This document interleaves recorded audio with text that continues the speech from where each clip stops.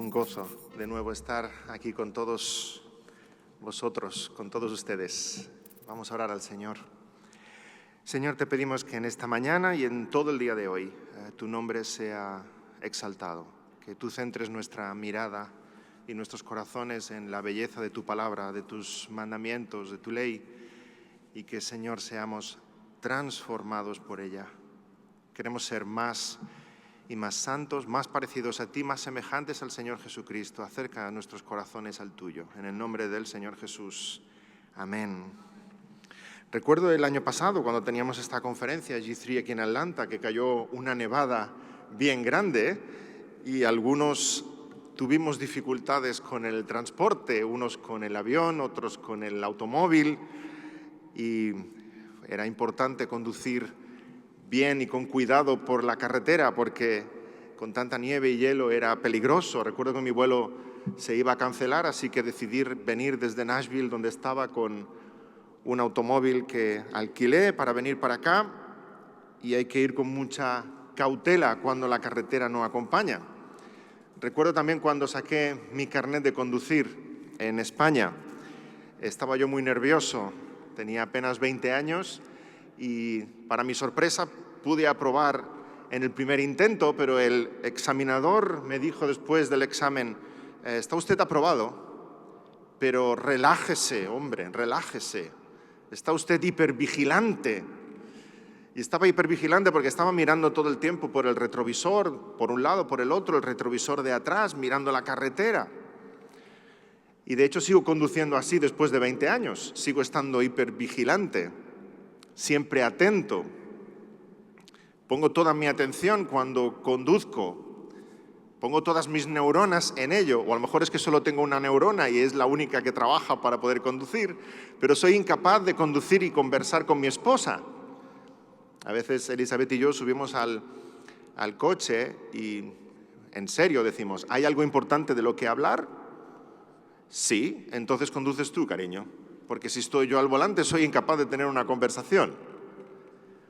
Y sigo, como os digo, sigo hipervigilante y sigo mirando hacia adelante, sigo mirando por los retrovisores, sigo mirando por el retrovisor central y sigo mirando a un lado y atrás, porque también quiero comprobar en el viaje si mi familia está bien, porque cuando conducimos es importante lo que hay fuera, pero es tanto o más importante lo que hay dentro, y es parte de un viaje exitoso que todo el mundo esté contento, que nadie se maree, que no se estén durmiendo.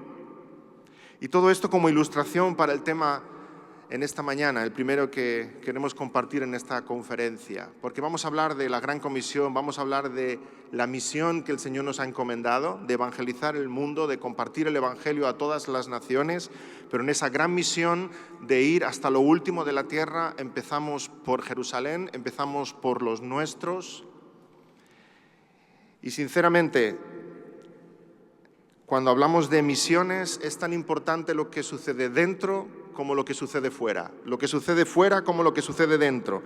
Porque nuestra misión depende de nuestro hogar, de nuestro matrimonio, de nuestros hijos. Y quisiera compartir con vosotros el hogar cristiano como centro de las misiones o como epicentro de las misiones. Desde el hogar podemos llegar al mundo entero. Queremos cambiar el mundo para Cristo, pero creedme, el mundo va a empezar a cambiar desde nuestro hogar, desde el comedor de casa, desde esas conversaciones con nuestros hijos. En las misiones, igual como con un viaje en automóvil, es tan importante lo que sucede fuera como lo que está sucediendo dentro. Mi padre es pastor hace muchos años, pero antes de ser pastor trabajaba en una empresa de alimentación. Y antes de vender un producto, lo que hacía era traerlo a casa para que nosotros lo comiéramos. Y entonces el estar convencido de que era de calidad como para poder exportarlo. Hermanos, deberíamos hacer lo mismo con el Evangelio. Antes de exportarlo, asegurarnos de que está siendo efectivo en nuestro hogar, que alimenta y nutre a los nuestros, a aquellos que tenemos más cerca. El Señor Jesús, cuando nos encomienda esta gran misión de llevar el Evangelio a toda criatura, Nos dice en Hechos 1:8, recibiréis poder cuando el Espíritu Santo haya venido sobre vosotros y me seréis testigos en Jerusalén, en toda Judea, en Samaria y hasta lo último de la tierra. Y quisiéramos seguir también esta progresión en nuestra meditación de este tema de las misiones. La Gran Comisión empieza en Jerusalén, la Gran Comisión empieza en casa, en el hogar, en los que tenemos más cerca. Y quisiera con el mensaje de hoy, por un lado, traer consuelo para algunos, porque hay algunos, y tal vez de los presentes, que se sienten muy abrumados porque es mucho trabajo el que supone ese testimonio en el hogar. Se sienten algunos de ustedes que no pasamos del nivel 1 en la Gran Comisión, a alcanzar a mi esposo, a mi esposa, a mis hijos, a mis padres, a mis hermanos. Y quisiera traer palabras de consuelo y de ánimo porque si estáis en esa situación, siendo de testimonio a los vuestros, estáis en lo correcto. El Señor está con vosotros. El Señor os está trayendo fuerza y sabiduría para llevarlo a cabo. Por un lado, palabras de consuelo. Por otro lado, palabras de exhortación, porque hay algunos cristianos que están tan obsesionados en llegar a lo último de la tierra que no se dan cuenta de que el primer lugar de testimonio es el hogar. Es nuestra propia casa. Hay algunos cristianos que son maravillosos cristianos de puertas afuera, pero dejan mucho que desear de puertas adentro. Que se están esforzando por llevar las buenas nuevas y la luz de Cristo a lugares lejanos, pero no están siendo de buen testimonio en sus propios hogares, y a estos les es necesaria una palabra de exhortación. Si somos de Cristo, todo lo que es nuestro es de Cristo, empezando por lo más íntimo, por lo más privado, por nuestra propia casa.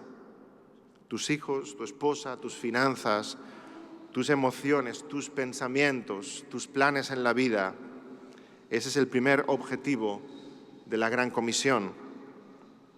Dice Abraham Kuyper en una frase, no existe una pulgada cuadrada en todo el dominio de nuestra humana existencia sobre el cual Cristo, quien es soberano sobre todo, no grite mía. Todo lo que es nuestro, todo lo que nos rodea le pertenece a Él. Así que la Gran Comisión empieza en casa y nuestro hogar es nuestra primera Gran Comisión, antes de pensar en llegar a lo más remoto de la tierra. Y no es que Dios tenga un plan fabuloso de redención y luego intente incorporar el hogar o la familia cristiana en ese plan, sino que en su diseño original, ya desde antes de la fundación del mundo, Dios pensó en la familia como el primer instrumento para alcanzar a muchos para Cristo y para llevar el Evangelio a las naciones. La familia es una parábola viva de lo que significa el Evangelio. Dios habla de sí mismo en términos familiares. Es nuestro Padre celestial. El Señor Jesucristo es el Hijo eterno. Habla de nosotros, los redimidos, como adoptados a su familia espiritual. Habla de la Iglesia como su amada esposa. Y cuando hablamos del cielo, hablamos de un banquete de bodas. Todo el lenguaje bíblico está expresado en lenguaje familiar y Dios usa la familia desde el principio, desde que creó a Adán y Eva, para llevar a cabo su plan de redención.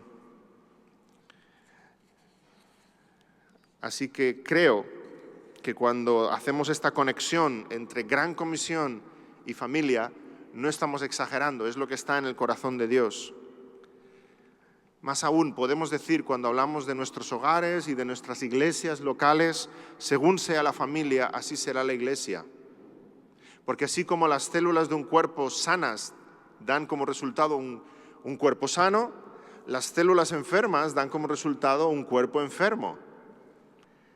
Familias santas, comprometidas, abnegadas, obedientes, darán como resultado una iglesia con esas mismas características. Hay una unidad indestructible entre familia e iglesia. No podemos separar ambas cosas. Fijémonos que cuando en la palabra de Dios se nos habla de las cualificaciones bíblicas de un obrero, de un pastor, de un anciano, de un diácono, se apunta a su hogar, se apunta a sus cualificaciones en el hogar. Dice 1 Timoteo 3:4, que gobierne bien su casa, que tenga a sus hijos en sujeción con toda honestidad. Y luego añade, pues el que no sabe gobernar su propia casa, ¿cómo cuidará de la iglesia de Dios? Así que la palabra de Dios ya nos está presentando esta idea, que la familia es una mini iglesia y la iglesia es una macrofamilia. Ambas cosas están unidas. La familia es, por tanto, la unidad elemental en el plan de Dios de alcanzar las naciones para Cristo. La familia cristiana es el ladrillo básico para construir la iglesia. Es la unidad de combate más elemental en el ejército de Dios. Es la escuela más diminuta y más efectiva del mundo. Es el hospital de campaña que nunca cesa de trabajar. La familia es la cuna de predicadores, de pastores, de evangelistas, de maestros, de misioneros. La familia es el centro de las misiones y lo que Dios usa poderosamente para alcanzar las naciones para Cristo, epicentro de las misiones. Debemos poner mucha atención, queridos hermanos, en lo que sucede puertas adentro en nuestros hogares. Esas familias santas y entregadas al Señor van a dar como resultado esa misión que tenemos por delante. Y también en orden inverso, cuando nuestra familia no está bien, debiéramos tener la sabiduría de detener todos esos esfuerzos ministeriales que tanto nos llaman la atención para centrar la atención sobre nuestro primer ministerio, el hogar, el matrimonio. ¿O no dice el apóstol Pedro que hemos de tratar a nuestras esposas como vaso más frágil para que nuestras oraciones no tengan estorbo? Hay una relación tremendamente fuerte entre ambas cosas, familia y ministerio. Y cuando hay pastores, misioneros que ven flaquear sus hogares, que su relación matrimonial no está bien, que la relación con sus hijos no está bien, que su testimonio puertas adentro deja mucho que desear, lo más sabio que debieran hacer es tomarse una larga pausa, un sabático interminable, una excedencia o como queramos llamarlo, para que deban y puedan centrar la atención sobre su primer ministerio y la primera gran comisión que deben llevar a cabo, su casa. Y muchas veces no es así, lamentablemente, porque estamos tan obsesionados en los resultados o en el qué dirán o el temor a los hombres o en la apariencia, que hay demasiados pastores, demasiados misioneros, demasiados obreros que están empecinados en tirar adelante con algo a lo cual Dios no les está llamando a expensas de su familia y arrastrándolos hacia algo que es destructivo. Que el Señor nos dé la valentía y la sabiduría para detener nuestros ministerios allá donde debamos detenerlos y centrar la atención en nuestro primer ministerio. Nuestra primera responsabilidad a la hora de alcanzar a toda criatura con el Evangelio es alcanzar primero a las criaturas que tenemos más cerca, nuestro propio hogar. Y aquí de nuevo quisiera traer unas palabras de consuelo y de exhortación para todos. De exhortación respecto a lo que estaba diciendo ahora, ese temor a los hombres. Temamos a Dios, hermanos, más que a los hombres. Y hay momentos en que uno debe de tener esa actividad frenética que nos envuelve. Y aquellos pastores y misioneros tener la nobleza de decir a sus compañeros de milicia, debo parar y debo atender en primer lugar mi hogar. Hermanos, Dios le pidió a Abraham que sacrificara a su hijo en el monte Moriah, pero Dios no nos ha pedido a ninguno de nosotros que sacrifiquemos a nuestros seres queridos en el altar del ministerio. A ninguno de nosotros. Tengo 4 hijos y una esposa. Esos son los primeros discípulos a los cuales Dios me va a pedir cuentas cuando llegue a su presencia. Los primeros. Así que dediquémonos en primer lugar a ese ministerio. Pero también quisiera traer unas palabras de consuelo a todos vosotros y en especial a los que estéis en el liderazgo cristiano. Palabras de consuelo porque estamos convencidos, creemos en la gracia soberana de Dios. Eso significa que la gracia de Dios no es algo que podamos manejar, manipular a nuestro antojo. Hay líderes, hay padres de familia, hay pastores que han tenido un testimonio y una labor ejemplar, excelente en sus hogares y sus hijos no están en el Señor, porque es el Señor el que da la salvación, no la damos nosotros. Y sabéis, cuando meditamos en la gracia soberana de Dios en la salvación, hay una parte que nos es más fácil de aceptar, de recibir que otra. Cuando llega a la iglesia un joven que ha estado en el mundo, ha estado en las drogas y llega lleno de tatuajes y mal vestido y ha tenido una familia desestructurada y escucha el Evangelio y se convierte a Cristo, decimos, gloria a Dios, la gracia soberana del Señor. ¿Quién lo hubiera dicho?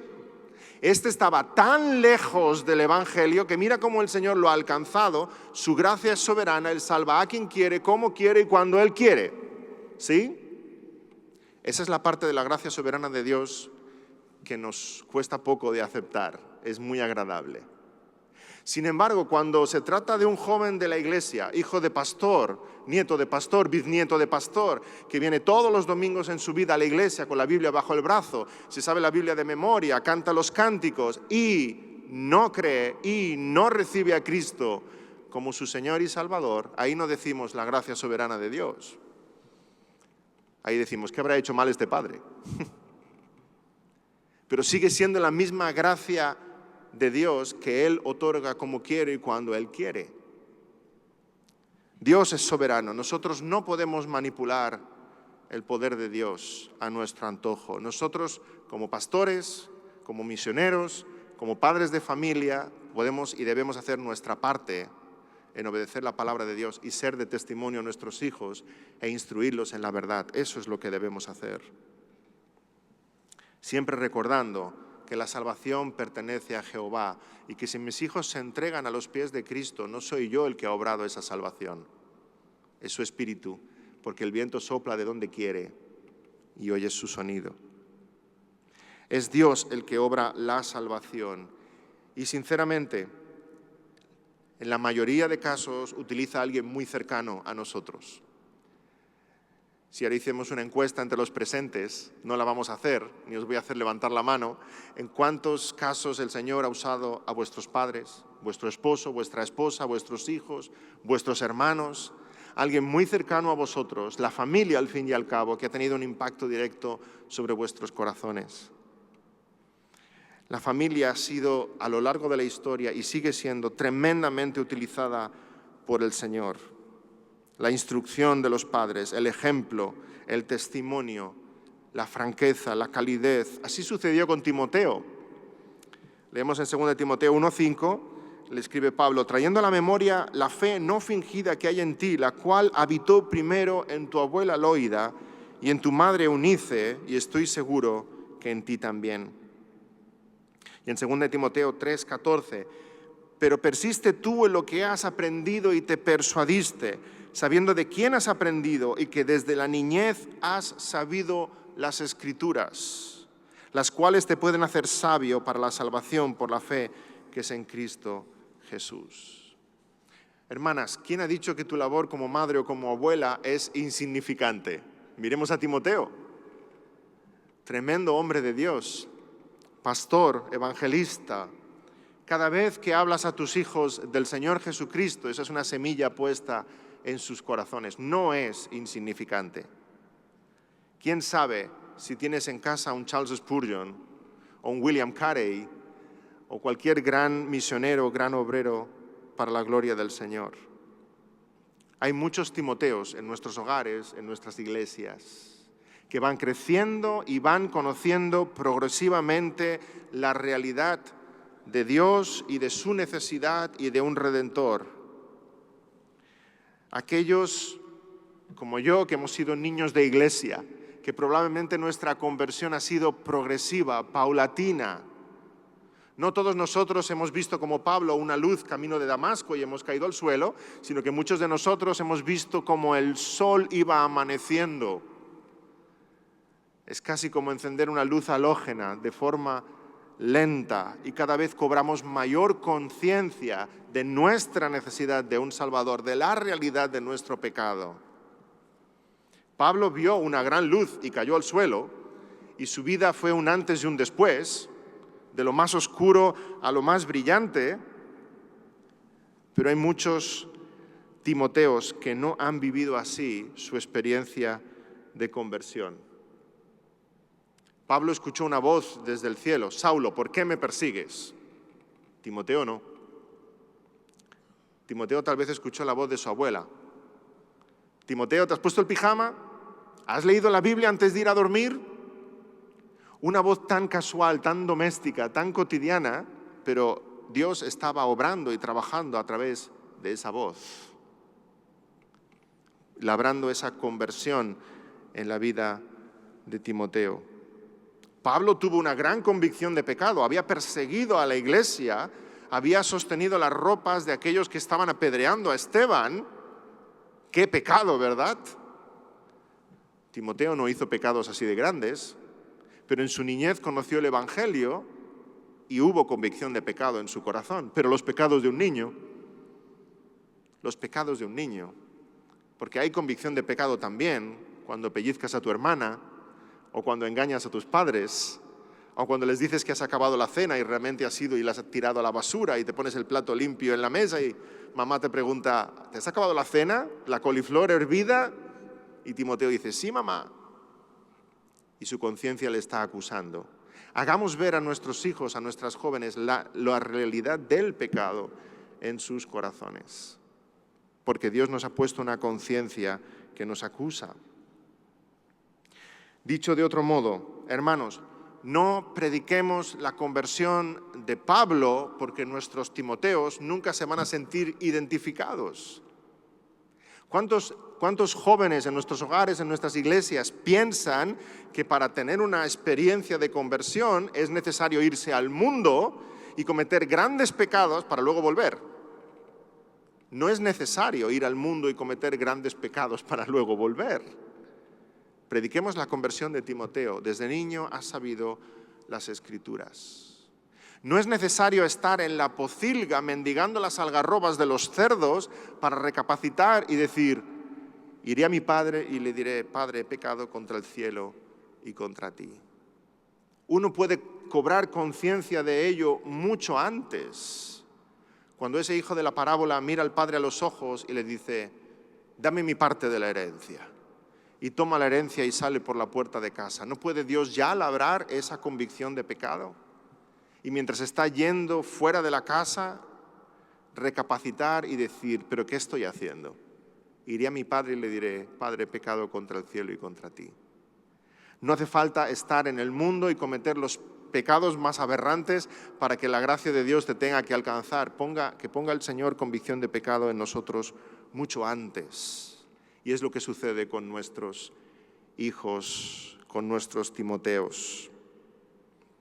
Enseñémosles la necesidad de la corrección, la necesidad de un Redentor. Enseñémosles que sus pecados, grandes o pequeños, les están separando de la gloria de Dios y necesitan el perdón de los pecados. Hay una conciencia en ellos que les acusa y los padres somos colaboradores de Dios en hacerles ver que ese pecado en ellos les hace necesitar un Redentor. Llevémosles a los pies de Cristo.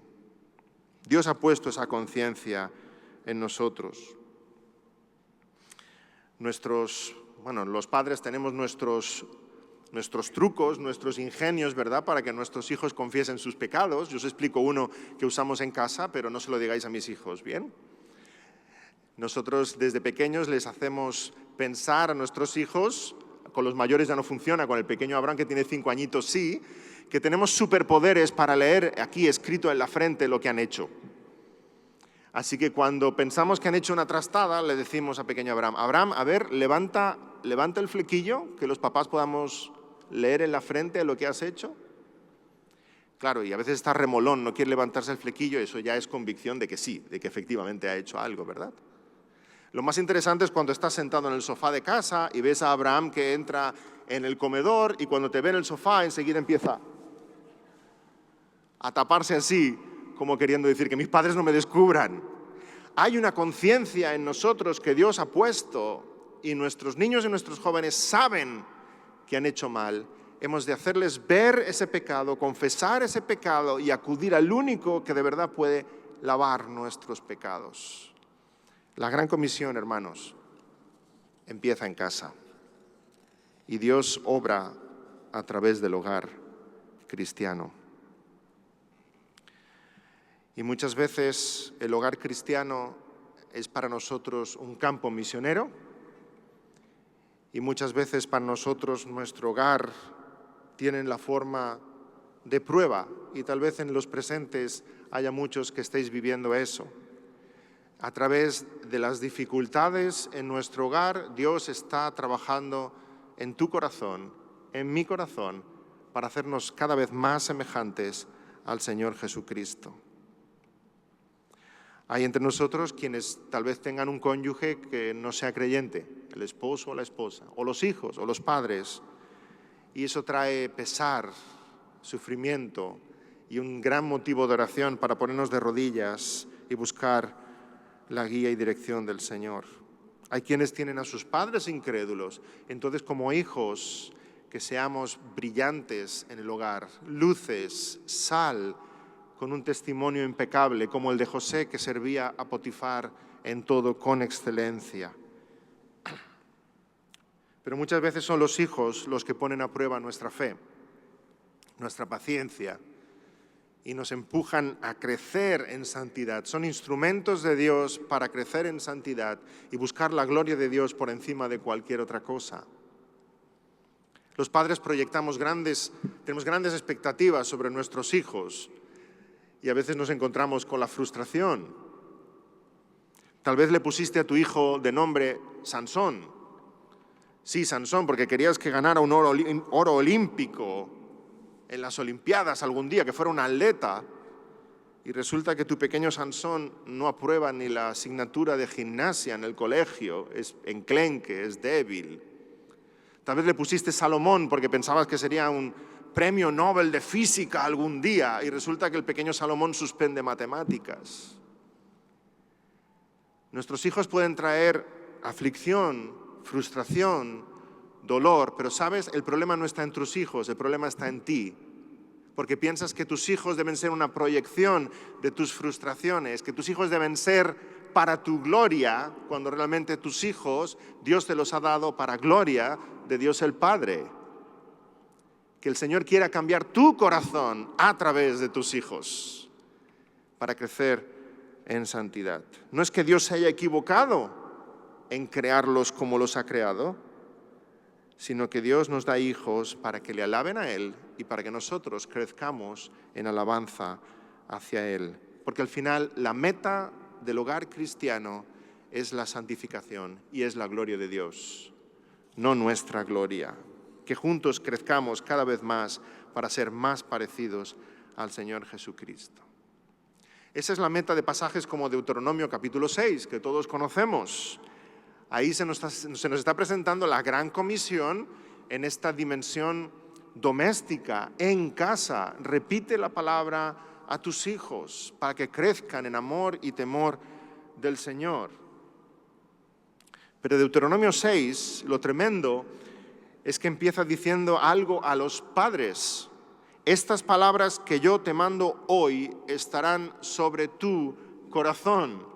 Así que Deuteronomio 6, en primer lugar, está apelando a nosotros. Nosotros hemos de tener la palabra de Dios en nuestros corazones para que eso de verdad esté en nuestra lengua y esté en oídos de nuestros hijos. No se trata tanto de formar a nuestros hijos en la verdad, sino de que debe haber una profunda convicción en aquellos que somos padres.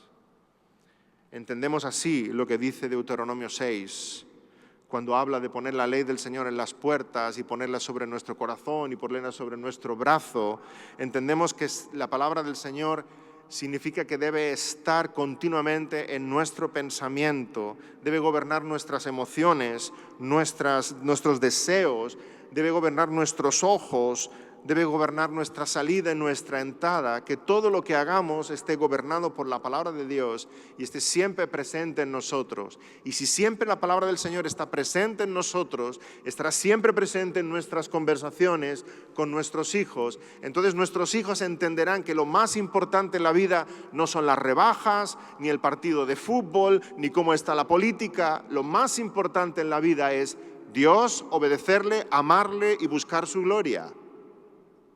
Pero eso será una realidad solamente si está así en nuestro corazón, si la palabra de Dios está afincada en nuestros corazones, grabada en nuestros corazones. Hablemos siempre del amor de Dios, usando cualquier oportunidad que tengamos. Cuando los tuyos te pregunten y te compartan sus dudas, sus luchas, sus tentaciones en la universidad, en el trabajo, en el colegio, los que sois padres, madres, por favor, dejar el WhatsApp y el teléfono móvil y hablar con vuestros hijos. Si podéis coger el teléfono y lanzarlo por la ventana, mejor. Vuestros hijos son más importantes. El hogar, esas conversaciones en el hogar sobre la vida, sobre la fe, eso es lo que va a tener un impacto imborrable en el corazón de vuestros hijos. Dejemos cualquier otra interrupción que pueda haber. Mientras comemos, mientras cenamos, apaguemos el televisor, desconectemos el teléfono. La familia, hablar de Dios, mirar a Cristo, apuntar hacia Él, llevar a los vuestros a los pies de la cruz. Cristo es la respuesta, Cristo es nuestro deleite, Cristo es lo que amamos, Cristo es el centro de nuestras vidas. Eso tiene que ser una realidad en ti, en mí, para que sea una realidad en nuestros hijos y les podamos contagiar con ese amor por el Evangelio. Y no estamos hablando de un esfuerzo puntual, estamos hablando de un estilo de vida. Debe ser así una prioridad constantemente. Cuando el Señor en Mateo 28 nos da la gran comisión, dice, id, y ese id a todas las naciones realmente está en un gerundio. Yendo, hagamos discípulos. Yendo, es algo continuo.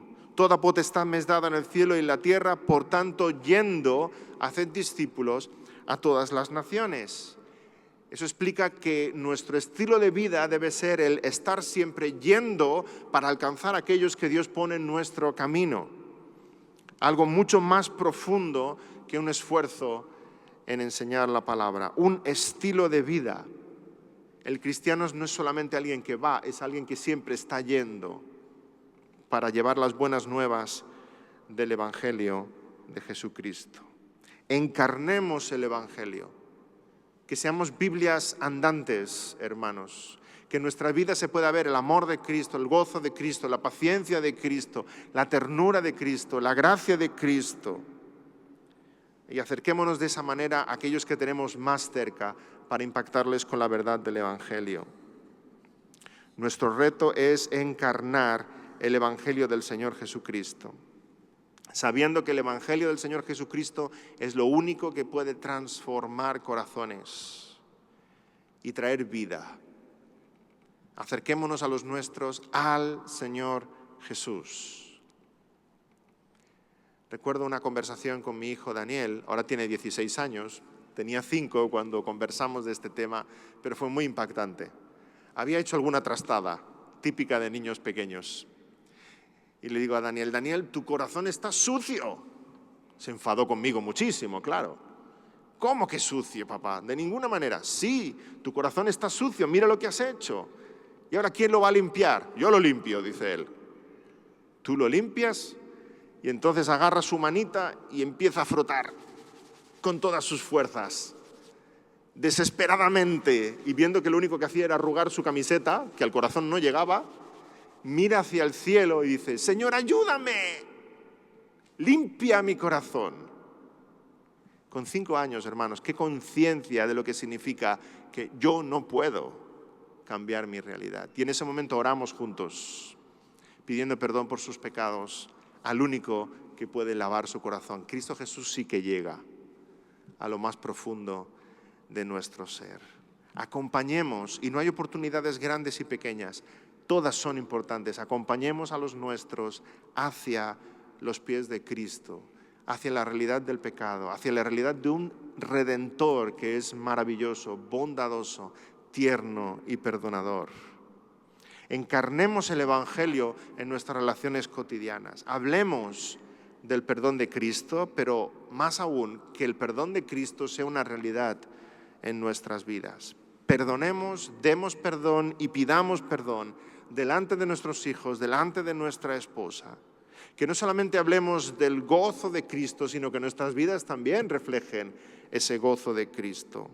Que sea el gozo del Señor lo que nos sostiene cada día. Que la obra del Señor sea el lugar donde encontramos nuestro mayor deleite, nuestro mayor reposo.